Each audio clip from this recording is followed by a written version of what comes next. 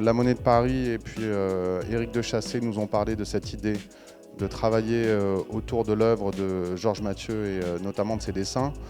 On a dit oui dans la seconde avec Fred parce que pendant des années, quand on a découvert le graffiti, on était obsédé que par ça, on ne regardait que les artistes du graffiti. Et puis il y a un jour, on a levé la tête, commencé à s'intéresser à d'autres peintres que ceux de ce milieu.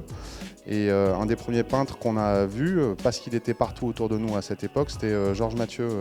C'est un peu une Madeleine de Proust. Cette pièce de 10 francs, on l'a eu dans nos poches. On a regardé des dessins animés sur Antenne 2 où on voyait son logo, les affiches d'Air France. Il faisait partie de notre univers graphique et c'est comme s'il y avait un lien évident. On l'a toujours considéré comme l'un des nôtres. Il n'y a qu'à regarder une vidéo de Georges Mathieu en train de peindre pour se dire, mais évidemment qu'il aurait pu être un artiste du graffiti. Là où on se retrouve avec Georges Mathieu, c'est justement sur le côté, pas précipitation, mais vitesse, sur la gestuelle, parce que chez nous, elle est vachement importante, que ce soit quand tu fais un tag ou une peinture plus élaborée, la gestuelle est importante. Tu vois. On travaille souvent au niveau de notre corps, de tous les mouvements qu'il y a autour de notre corps, et quelque part, c'est là où on s'y retrouve avec lui, de par sa gestuelle.